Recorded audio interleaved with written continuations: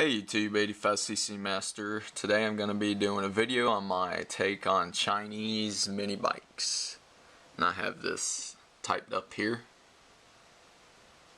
The pros, and this is stuff that I'm thinking of off the top of my head. The stuff that strikes out the most to me.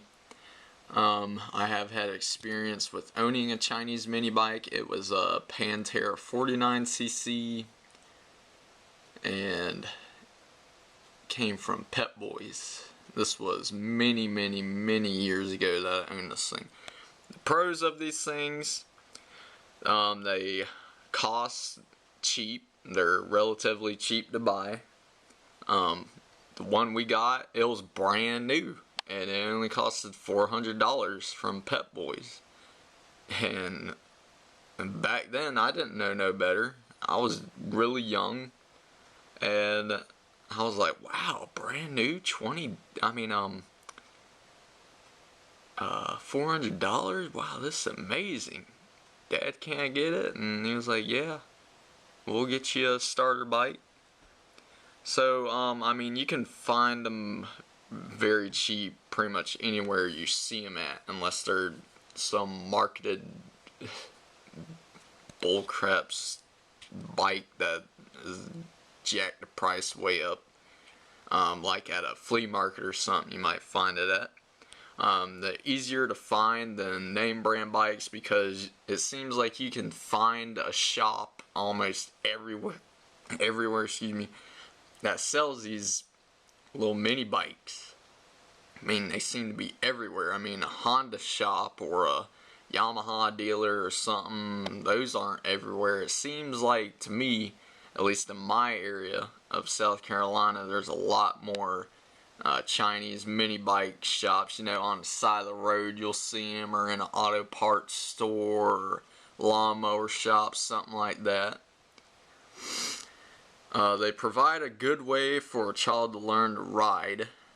They are starter bikes, and they serve their purpose as providing a good way for a kid to hop on a 3-speed automatic or 4-speed automatic and learn fundamentals of balancing and turning and shifting and gassing and braking. Some do have clutches on them, and that can teach a little kid how to use the clutch also. Some parts are easy to find, such as plastics. Some of these mini pit bikes, Chinese pit bikes, they got the same shrouds, fenders, side panels, gas tank plastics as a bike such as a Honda CRF or XR50 or 70.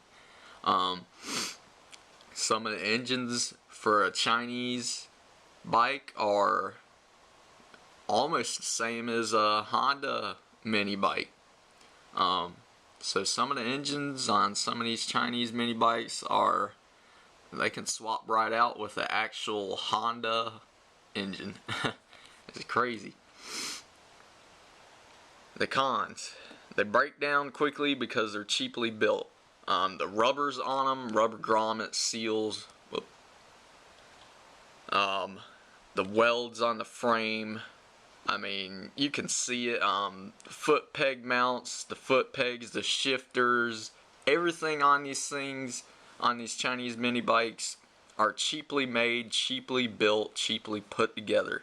The engines aren't very well made, so they break down quick. At least the one that I had did. The air filter mechanisms are all weird, like the one that I had, the Pantera 49cc. The air filter, once we took it apart to clean it, the air box got all messed up where we took the outer cover off to take the air filter out. And the air filter was a cheap, crappy one, like one you'd find in a lawnmower or something. It didn't serve the purpose of being on a dirt bike that was going to be ridden the crap out of, because that's what I eventually did once I got good on it. I only had the bike for around 4 months. Yeah, you'll see, and the chrome on these bikes, they like to chrome out these Chinese bikes for some reason. and the chrome just starts peeling off. It looks like garbage. Next thing, they're unreliable. I mean, if it's cheaply built and it breaks down all the time because it's not like nothing like no Japanese or Austrian or German or Italian, you know, name brand bikes. They're nothing like that in reliability. Mine always had a hard time starting, so I'd have to get my dad to start it for me because I was a little kid.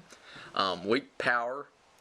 I mean, to me it seems like you could get a XR or CRF 50, TTR 50, whatever 50 name brand bike, and it would have more power than a Chinese 70 or maybe a 90cc, because just the characteristics of the bikes just seem different. So I mean, that might be, of course, faults of XR50 versus a 150 or a 110 Chinese bike. Of course, the Chinese higher CC is gonna win them power wise.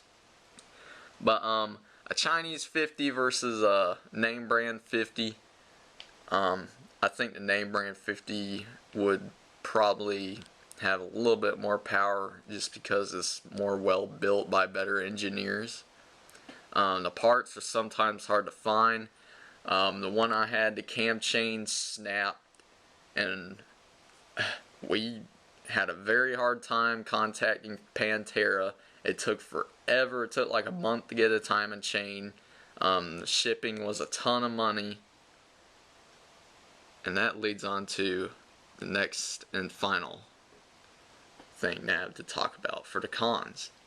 They can cost a lot to fix. If the part won't switch over to a name brand bike like plastics or tires, I mean tires are universal, or shocks or handlebars, if it's some special engine part like a valve or timing chain or timing chain tensioner, you know, something like that, it can be costing a lot to fix because the Chinese companies want to jack up the price on the parts. I mean, maybe they think, oh, the bike's cheap, let's jack up the price on the parts that they're going to need to buy probably soon because the bike's going to break because it's cheaply built. But that's all the topics that come up off the top of my head on these Chinese mini bikes. I've never discussed this topic, so I thought I would today. Hope you enjoyed the video. Stay 85cc Master. Have a good one.